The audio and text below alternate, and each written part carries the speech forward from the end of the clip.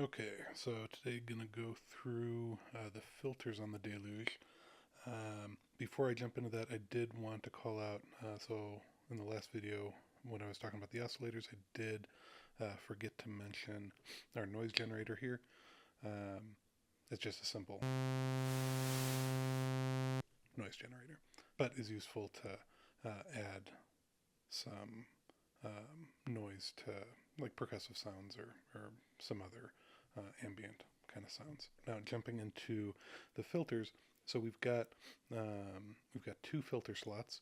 One is labeled low pass filter, one is labeled high pass filter, though we can change those out a bit.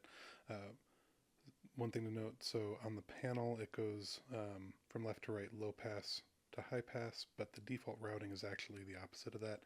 Um, so we can mess with the routing in the menus,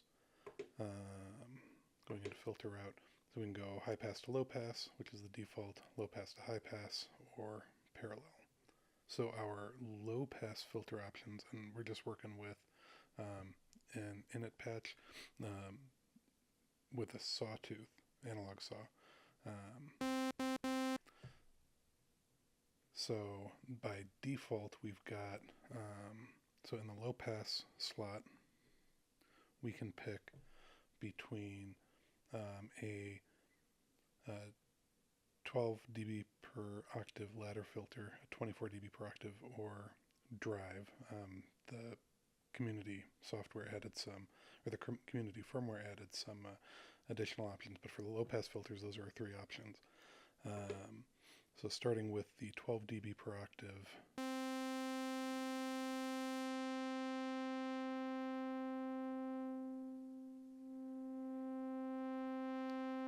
get a very gentle, gradual sweep.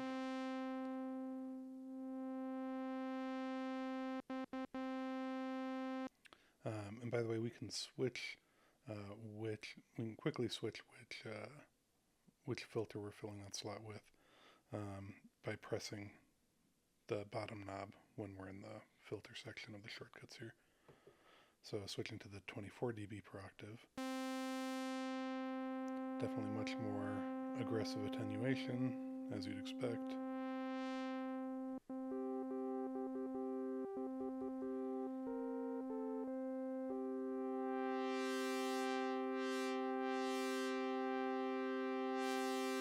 And then there's the drive filter, which in the original firmware, or at least in the official firmware, was the option if you wanted a filter with drive.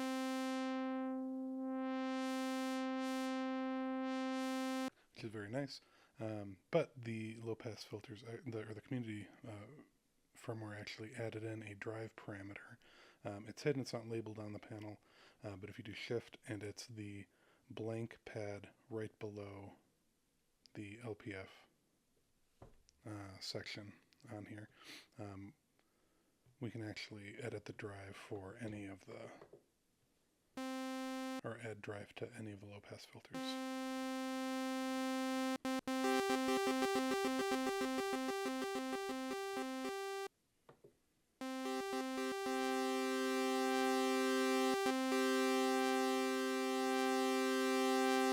And even though the so-called drive filter is still there, the drive parameter lets you boost the drive even further. So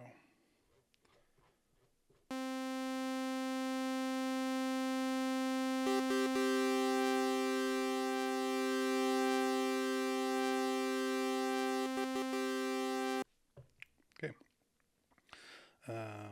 So then for the high pass filter, so to switch so both the low pass and high pass are always there, but to switch which filter slot you're controlling with these knobs on the slot, you can press the top knob. So now we've switched over the high pass.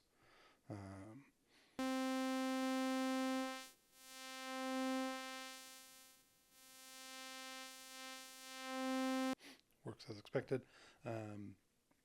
You can pair that with some noise for percussive sounds like a snare or something, or add it to anything else to get sort of a vintage feel. So it sounds sort of like an old recording where they have a lot of high end.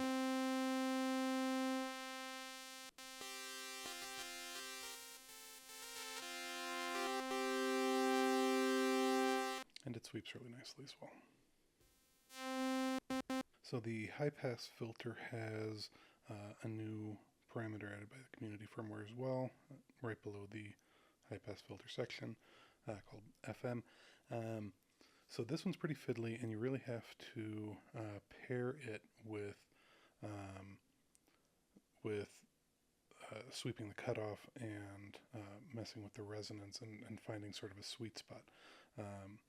So for just raw playability, it's a little bit tough because you do kind of have to find that sweet spot. But as a modulation destination, and we'll get into mod sources in future videos, it's a pretty good, I think, candidate to get some interesting sounds if you were to pair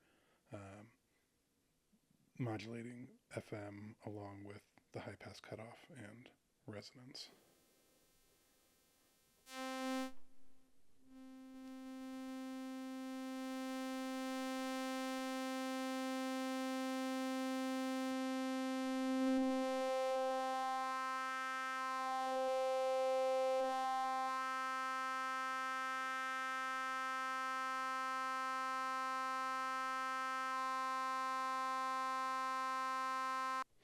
So it's pretty subtle, and at times it can get a little bit extreme if you find sort of the right combination of those parameters.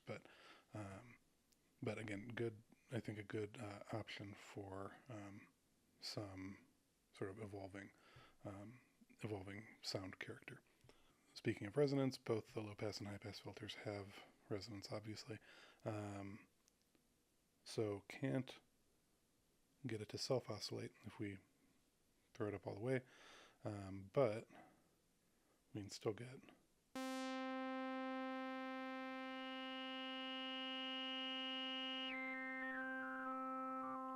a pretty playable result.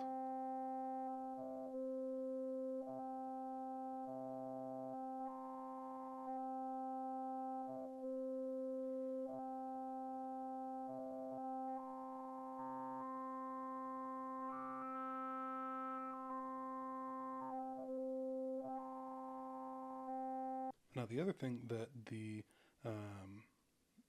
community firmware added were actually new filter types. So we've got two models of state variable filters, one which is a bandpass and the other which is a notch filter, and either of those can be slotted into either of our filter slots.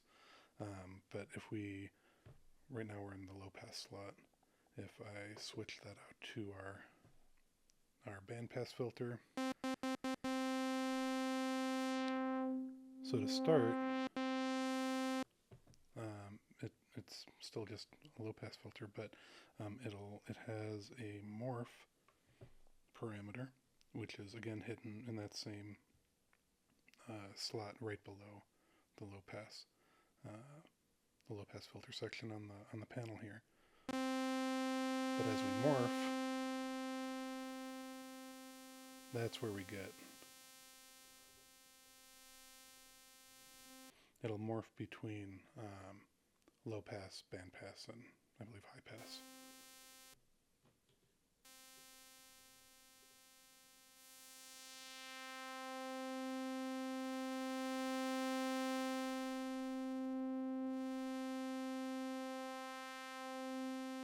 Now the cut, you can't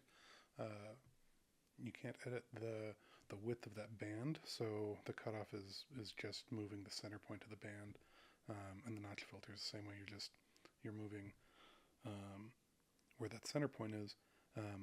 But because we've got these two slots, if you need a more precise or more customizable band pass filter, you can essentially pair the low pass and high pass filters and again play with the routing to achieve a similar effect.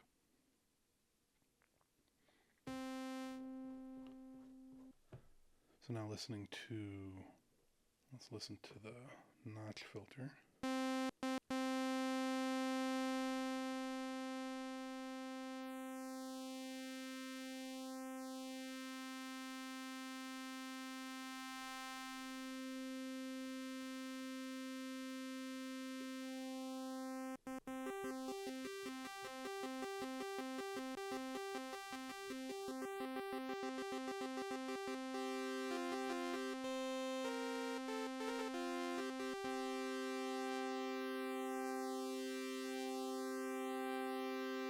So I think that's pretty much it for our filters. Again, those state variable filters they can be placed in either the low pass or high pass slots, and the routing can be changed to get lots of different cool effects. So the routing obviously is going to be static, but modulating morph and the cutoff and resonance will create some pretty cool effects. So we'll explore some more of that once we start getting into our mod sources, but some pretty cool filter options here. All right, until next time.